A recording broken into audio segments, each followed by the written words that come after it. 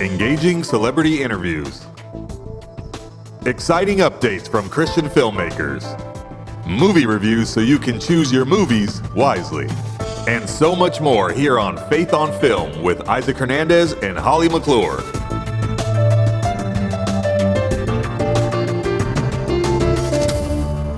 Hello, everyone, and welcome to this week's episode of Faith on Film. Holly, how are you doing today? Doing great, Isaac. It is the reason for the season once again, and we all know what that season is. That when it comes Easter time and this time of year, we fall to sometimes watching movies that mean a lot to us. If we've watched Christian movies or movies about faith or the resurrection. So This in particular is important for me because it's 20 years, Isaac, since The Passion of the Christ was released. 20 years? 20 years since The Passion of the Christ was released. And I'm not sure there hasn't been more fanfare. I would have thought there would have been like a really big deal to say 20 years, but that's a long time, for being as important of a film as it was. But for those of you who don't know, I had a chance at that time to go with Mel Gibson to Italy for 2 months and do a behind-the-scenes filming for his interviews for the film. And then after that, we took those interviews and created a Making of the Passion of the Christ special, which aired on TBN, and it also at that time was PAX. So had a chance to be there for 2 months and observe and get amazing footage and watch this history being made. It was literally in my mind like being part of NASA or being part of something where you're watching something that is history making. And especially in these days and age, there's not much chances of that. And I just was so blessed to be a part of it. So anyway, I thought let's just do a little behind the scenes glimpse today at some of the things that I observed, and we can show some of the footage and remind people of what a great film this is and a perfect film any time of the year to watch with family or just by yourself.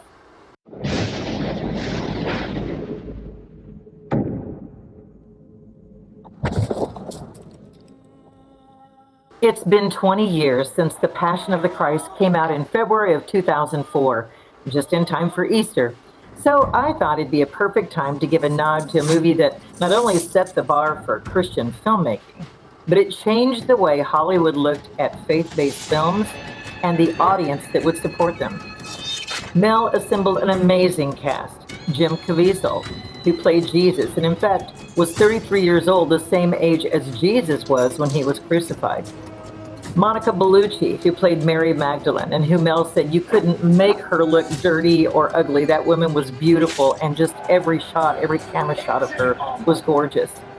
Maya Morgenstern, who played the Mother Mary. That was a real find, Mel said. He found her actually when she was acting in a play in another country, and he saw her face in a film that she had done, and he said, "That's my Mother Mary." Along with an international cast who played the disciples. I mean, they came from every country. They came from Spain, France, Germany, all different countries to play these different parts. But again, none of them were really speaking their own language. They were speaking Aramaic. There was an incredible director of photography, Caleb Deschanel. He was the DP for The Natural and so many other amazing movies. He gave the film the look of the painter Caravaggio. And an incredible special effects team was also on hand. Christian Tinsley, who collectively made it the highest grossing religious film worldwide and forever put on our hearts a movie that portrayed Jesus' last 12 hours on earth in The Passion of the Christ. Now, Holly, it was such a wonderful thing for you, wasn't it, to be able to be a part of this movie? How did that happen? It was. And just seeing that trailer just reminded me of how beautiful that movie was and how many experiences I had on set and how many things I actually saw being filmed. And I mean, who doesn't remember where you were when The Passion came out? I know you were at TBN, Isaac, at that time. It was a big deal, to have that film and be involved and the little part that we were, but it was fun. Well, at the time, I was doing movie reviews for TBN. I was also and doing it as freelance. I was with a big radio station in Los Angeles, and on television, on Politically Incorrect and different shows as a Christian film critic and commentator, and also written for the Orange County Register. So there was a lot going on that I was in the movie eye line of, and a partner of Mel's said, "Hey, there's this person, she's a Christian, why don't you have her come in and read the script?" So I got a phone call from his assistant telling me that Mel Gibson would like to see me. I thought it was a prank call at first. I showed up the next day at his studio in Santa Monica, And Steve McAvity, a producer, was also there with him. And he said, I've heard you do movie reviews and you're a Christian and other things. I'd like to get your opinion on what you think if this movie, a little passion project that I'm working on called The Passion, because at the time he was calling it The Passion, a little passion project called The Passion that God told me to do, God told me to make. I don't think anyone's going to come see it. I don't think it'll be big. He goes, I'm using my own money because the studio won't support or sponsor it. He goes, but I just want to know what you think. And I said, okay, well, sure. Of course, I'm pinching myself. Mel Gibson. I'm talking Mel Gibson. And so I'm watching him. He goes, yeah, okay, the moon will come up, and he's talking about playing out each scene, and he talks really about pretty much the storyboard for going through what's going on. He had a storyboard on the table. We looked at the storyboard. He said, I'm going to be in Italy in a couple of weeks. I'll give you a call. I'm going to leave a script with you. I want to see what you think about it. I'm like, well, okay. I, didn't think there's anything I could change or make adjustments to because it sounded amazing to me. He said, it's going to be in Aramaic. There won't be subtitles. I'm saying, you're going to have subtitles. And he's like, no, I'm not going to. People will know the story. So it was really interesting from his very devout Catholic background and very devout Catholic perspective. He did not know about Christian media. Mm-hmm. He didn't know that there was the James Dobson and Focus on the Family and the Greg Laurie and Harvest Crusade. And I was mentioning these people to him and said, we could use them to promote the movie. And he said, oh, great. That's great. Who's that? And every person he was like, who's that? And I finally said, you have no idea, do you, how big the Christian market is? He goes, look, I've been in Hollywood for 20 years. This is the world I've known. He goes, that's why I called you in here to tell me what you think and share some insight. And I said, well, there's a bigger world than even the Catholic press out there. So you're going to be amazed at how popular, and this is going to be huge. It's just going to be huge. And he goes, okay, so I'll call you in a couple of weeks. And he did. And when he called me, he said, what did you think of the script? And I gave him a couple of suggestions, which we're going to be showing. Let me interrupt you for just a second here, because you just said it was in Aramaic.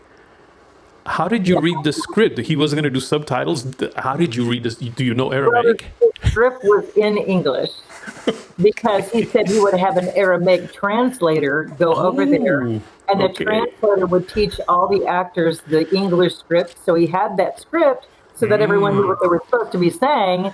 And then they had an Aramaic translator there on set to translate with each person, each actor actually, and teach them how to say that line in Aramaic. Because again, remember, people from France and Spain and Germany, and they're all speaking their own language. And then everyone has to learn Aramaic, a dead language that nobody knows. Right. So then everyone had to learn that. And that's how they were speaking to each other on set. And so it was very confusing at some times. It really was, because they didn't really know what they were saying. But yes, no, the script was English. And it was beautifully done, beautiful script. I still have the original one. And he called in a couple of weeks and said, hey, how's it going? What do you think of it? And I said, well, it's going to be amazing, but, there's a couple of changes I would make. And I told him one of them would be you have no flashback of Monica Bellucci. She wakes up with a Mother Mary. Who is she? Is she his wife, his girlfriend? Who is this woman? He goes, well, Holly, everyone knows the story of Mary Magdalene. I said, no, Mel, everyone does not know the story of Mary Magdalene. And not everyone knows the story of Jesus. You're going to have this movie all over the world. So there's some people that have never heard the story before. And that was mind-blowing to him. He goes, well, I just assumed everyone knew the story. And I go, no. So I said, look, it wasn't really the Mary, but I said, a lot of people think it was. But you could have the woman that was going to be stoned. And he goes, I know. I'll draw a finger in the sand, and I'll have Mary reach out and touch my sandal. And it'll be my sandal because Jim Caviezel's not here in town. So I'll use my foot and my sandal, and then I'll reach my hand down and pull her up. And I said, oh, that's perfect. That would be, at least people would get a reference. And then we talked about a few other flashback scenes and things. Since it's only 12 hours, I said, Peter looks like he's betraying Christ. You need to have a scene where Jesus lets Peter know it's okay, because otherwise he thinks he's, people think he's betrayed him. So there was a couple of those details. And then I said, are you going to shoot the behind the scenes for this? He goes, no one's going to care about this movie. No one's going to come see it. I said, no, I really think that you need to shoot behind the scenes and be prepared. So I was the only person I was the first press on set. I was the first person to go over there with a camera guy and shoot the footage that we needed and shoot the different scenes and interviews with Jim and Maya and Monica and, of course, Mel. And it was quite the experience to be at Cinecittà Studios in Rome. And that was a studio where so many amazing movies have been made. And it's a huge, huge lot. And in fact, I'll tell a little bit how next to us was the Gangs of New York, right next to where The Passion was being filmed on that set. So they had a huge 2.5 acres. It was a huge set, live set. So anyway, quite exciting. And guess what? I've got some footage. Let's take a look at some behind the scenes footage and I'll describe what I saw. All right. You know, Isaac, let me first say that before we began each day, Mel Gibson would have a Latin Mass performed and communion with a priest that he had flown in from Canada, because if you can believe it or not, at the Vatican at that time, no one was doing a Latin Mass. So he had his own priest flown in. So before he went on set, he was prayed up, whether it was a morning shoot or a night shoot. He did Mass and prayer and communion every day. And I never saw him take a drink of wine or anything else during the whole time I was there. When we would go out to dinner and he would be served by different people, he never did drink anything. I just want people to understand he had prepared his heart to direct this movie. And that was, I think, an important part of why it did go so well. One of the reasons The Passion of the Christ was so popular was the writer and director, and of course that was Mel Gibson. He did both, he wrote and directed it. It was an art watching Mel direct each scene. I mean, since he's an actor, he instinctively knew what would make the best angles, lighting, action. He would literally act out each scene with the actors and put so much energy into it that he would be exhausted at the end of the day, because it's as if he had performed all those roles. I mean, even down to the soldiers and the extras, everyone, he would put everything into it to show what they should do with their part. And because he put everything into those scenes, he was, tired at the end of the day, but all of the actors really respected him for that. I mean, they appreciated him doing it because he's an actor's actor as well as a director. Now, as the director, he was open to ideas for the script. You know, I shared with you how he asked me what I thought about the script. I told him what he needed for a scene, and that explains who Mary Magdalene was. I told him he could use her in that scene with the woman getting stoned. He said, I know, I'll draw a line in the sand. And we actually taped him doing that, drawing the line, having Monica reach out for his sandals for his foot, his ham going down. Now, they switched, of course, Jim's face out when Jim came into town and used that scene. But that's how great of a director Mel was. He was open to other people giving him ideas, giving him suggestions. He wanted to do things with excellence. And if it was your idea, that's okay. If it made it excellent, that was important to Mel. Mel worked with an international cast, so the language barrier was a bit of a problem for some of the actors. Many spoke English, but some didn't. Plus, they're all, like I said, learning to speak Aramaic, which wasn't easy for many of them. So there was an interpreter on set to make sure that the language was spoken correctly. It was very costly and time-consuming because it took extra time to get people to understand what they were supposed to be doing or saying, especially the extras. And like the temple scene and some of those scenes that involved people yelling and the crowd yelling, they didn't understand what Mel was saying. I mean, Steve McAvity was a producer, like I said. He was also there by Mel's side to help him. Many of the extras were from Italy, so it was funny because they had to have this interpreter on set holding up signs and giving them directions of when to laugh, when to say, ooh, when to... So they had to put the comments in big signs so that people could read the signs and know what to say, since they couldn't hear Mel or didn't understand him. Many extras treated Jim like he really was Jesus. I mean, they would run up to him and get on their knees and touch him and ask him to bless them. And he would say, I'm not Jesus, I'm just an actor. But they would bow to him, or they would bow as he walked by. It was really interesting to watch how he treated them and they treated him. It was in a relationship there. Mel worked with the well-known DP Caleb Deschanel, and he had a brilliant vision for this film. They filmed the Garden of Gethsemane betrayal scene inside a soundstage at Cinecittà Studios so that they could get that blue nighttime effect. They also used the outdoor Jerusalem set that they built on the studio lot, which ironically was next to the remains of Gangs of New York that Martin Scorsese had just finished. Now, many may remember that Martin Scorsese directed the 1988 flop, The Last Temptation of Christ, which many Christians protested. I mean, a lot of people were upset because it was, of course, completely anti-religious, anti-anything the real story, and it was blasphemous. So, you know, a lot of people did not like that film. So I jokingly said to Mel, well, you know what? God has a sense of humor. He put the Passion set as a symbol of victory next to Scorsese's Gangs of New York. And Mel liked that. He thought that was funny. Some of the scenes of Jesus carrying the cross were filmed at Cinecittà Studios in Rome, and you could see where they looked like he was going through the city. But Jesus on the cross was filmed in southern Italy, in a city called Matera. It's an ancient city, still today. It's just carved out in the hills of Matera, and there are actually caves all throughout the hills and surrounding the city, where people lived at one time in those caves. Well, this is the place where the cross scenes were filmed, where Jim was in fact struck by lightning when he got off one of the crosses and rain was coming in, and an assistant had an umbrella over him, and the lightning hit the umbrella, and that was right after he got off the cross. And he caught pneumonia by being on the cross for hours. I mean, it was freezing. It was wintertime, and he's there in a loincloth. And when you see him shaking in the movie, that's true. That's exactly what his body was doing. He was literally shaking. Horrendous conditions that he went through for several days in a row. In fact, it cost him physically. He had to take a break for a week or two just to get his health back. Another thing that put the Passion on a whole different level was the special effects, the makeup and the costumes. Jim went through 3 to 4 hours of makeup, wigs, scars, clothing, everything to get ready to play that role every day. Because remember, the story takes place the last 12 hours of Christ's life. So there were weeks of having to wear the scars and the blood just to portray the incident that happened in one day. Christian Tinsley was the special effects guy who used techniques that had never been done before. It was the first time. It was groundbreaking in the industry of special effects, what he used to do the scars on Jim's back.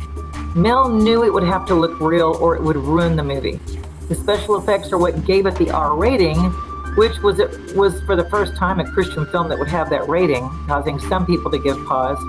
Some people didn't even want to see it because it looked so real. But it was important to Mel, he said, by the time I'm done and you see what Jesus looks like before and after he's crucified, when you see him in the tomb at the end, you'll know he's the Christ. And you did, by everything that took place in that, on all the special effects. He had a nose, he had scars put on him, the fake blood, everything, like I said, was brand new for what they were doing. Even the nails in his hand was how they did a fake hand to put a nail in there and make it look like it was Jim's hand. It was amazing to watch. The wigs and beards looked real, which was a big issue for Mel, to make sure that there weren't bad wigs and bad hair like he said all the other biblical movies have. So the best of the best were brought in to do their work. In fact, in one scene, when Jesus was being whipped, the whip accidentally went through his padding and cut his back. And Mel asked Christian to take a look at it and recreate how that real whip mark looked on Jim's back so that the other ones would be realistic. He said, the ones you made don't look like this one. This is a real whip mark. I want you to make the other ones like this. So they had to go remake all those scars. So again, Jim went through great amounts of discomfort and real pain to play the role of Jesus. He suffered for that role, which made him appreciate a fraction of what Jesus went through. He always said it was nothing what I went through compared to Christ, but it gave him a sense of understanding what he went through. So that's just a little bit about what I saw, and hopefully you'll take a look at The Passion of the Christ and watch it with all new eyes and all new appreciation. Holly, not only was that amazing footage, but just the way you explained everything, I think really told us a great story that I almost feel like I was there in the behind the scenes of what was going on. Thank you. Thanks for letting me share. I just think it's kind of fun for people to know what really went on, in making that movie, and so much more to tell even, but it was a great experience. Talking about another great movie that you and I both love, but we really haven't talked about it much, is the movie everyone's kind of talking about, Cabrini. So let's talk about that, Cabrini, and let's show the trailer. All right, let's show the trailer, and then we'll come back and just share all about what we feel about Cabrini. That looks like another amazing movie. It is. I love Cabrini, and I've seen it like 3 times now. I've seen it with other people, and because I wanted to see their reaction, I was so excited to see it. And the 2 other people I've been with to see it, both were just enamored with this movie and walked out of there. And I wanted to get their reaction, Isaac, because it was important to me. Because when they walked out, I said, okay, what'd you feel about it? Did you feel that it portrayed a Christian perspective, but yet, had a message of other things? And everyone came out saying, I feel like I should be doing more for the kingdom. I feel like there's more left in me, that God has not finished with me yet, and that it's not a barrier of how old you are, your health, or anything. and it inspires what God can do with one person. So no one came out there going, well, I wish she would have prayed more, or I wish she would have put in more scripture, or I wish she would have. And I have heard this online and the criticism about that. And hey, different people from different religious backgrounds, we're going to honor that. You're entitled to feel that's what it is about doing movies anyway. It's subjective. You're entitled to feel that way. But I can just tell you, pure comments from people coming out of there that are Christians felt it was so inspirational and wonderful. And every time I've seen it, I see even a little bit more that I missed the first time. And I'm like, oh, I love that. And her lines and things that she said.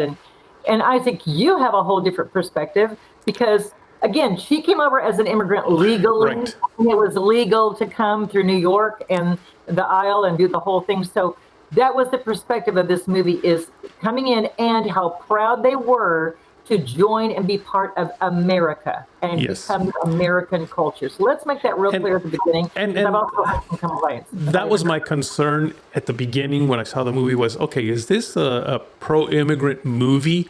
And of course, I was filtering that through the filter of what's happening right now.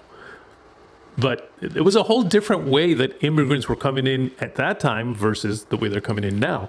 There was a different, when I came in, I'm an immigrant. I actually was born in Mexico. We came up to the United States when I was 9 years old. I came in with a green card. So we did it the legal way. I came in as a green card. And you know what? Immediately, I immersed myself into the American culture. And I'm very proud. I mean, I love my heritage. I love Mexico. But I am really proud to be an American, which is,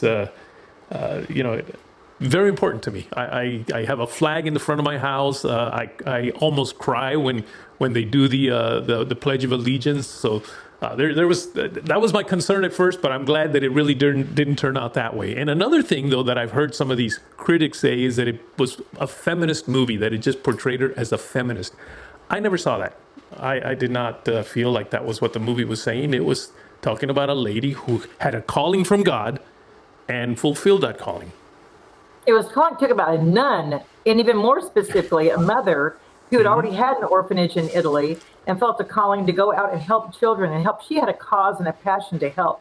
And she said, I want to go where God hasn't reached it. She wanted to go to China, is where she wanted to start. Right. And the Pope, at that time, the Pope Leo said, well, I'm going to send you to New York, to Five Corners, which probably was like China at that time. Because okay, if anyone saw the movie Gangs of New York, well, Right. Five Corners, that's what Five Corners was. That's what it was talking about. And at that time, Isaac, when they came in, I mean, they had bad language, bad names for Polacks and Poles and Jews and dykes and cooks. And I mean, there was all that stuff, Dago, all those comments. She not only had to get beyond them calling for her who she was culturally and nationality, but being a woman.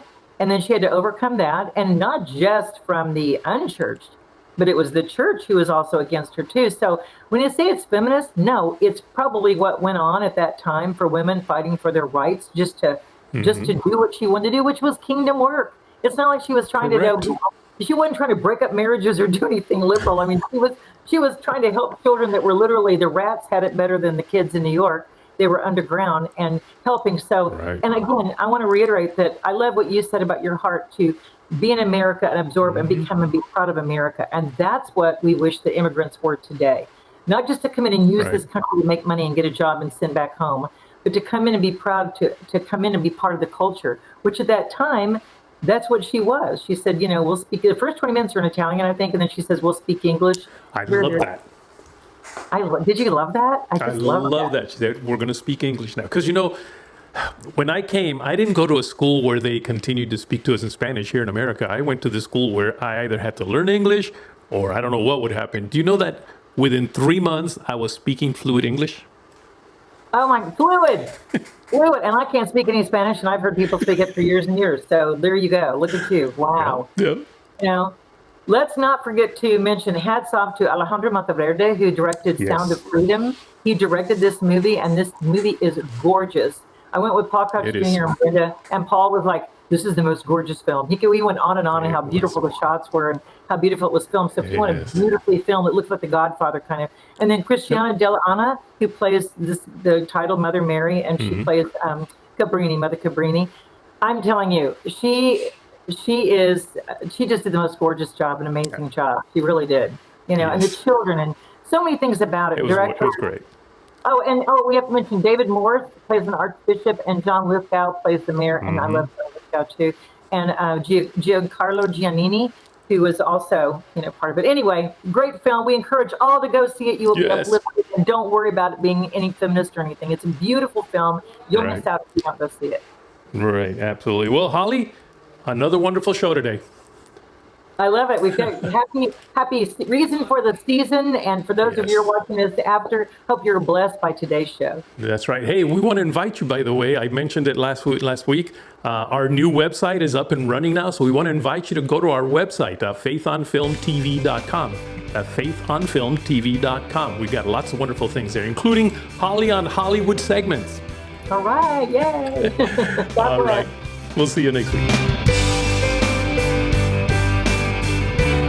Write to us at faithonfilmtv@gmail.com. That's faithonfilmtv@gmail.com.